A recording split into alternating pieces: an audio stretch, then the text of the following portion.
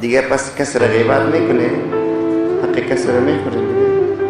ثوابای ما را به اونا میتن، گناههای اونا را به ما بار میکنن. یک روز به من یک کسی گفت مولوی صاحب تو را بسیار نفرات دشنام میتن. من گفتم من از خوشتالی ترین ملاهای افغانستان هستم الحمدلله، خوشتالی ترین.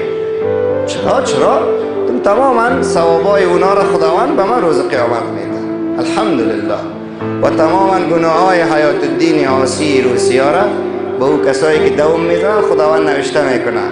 اما من چی میگم؟ به خاطر خوشی الله، ای الله همی کارا نکن، امونا را کلش ببخش و مرا هم ببخش.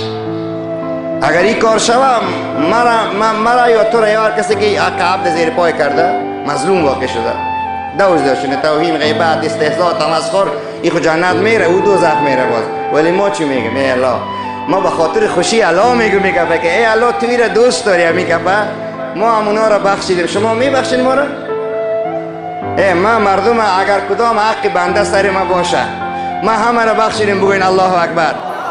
از شما خواهش دارم برادرای من، شما هم تماما کسایی که حق شما را تلف کرده میبخشین، البته چپ از دین و ناموس، چپ از دین و ناموس خود که بشه علایده است.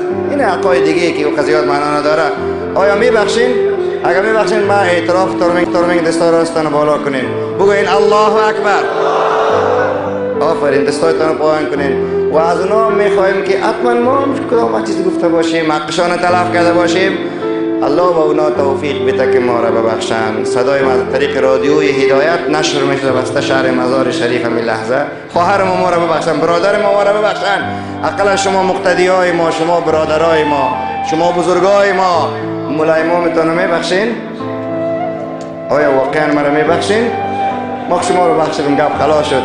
این رای اول قبولیت توبه است. دوم این خو حق بنده است، نه خو یگان حق خورد و ریزی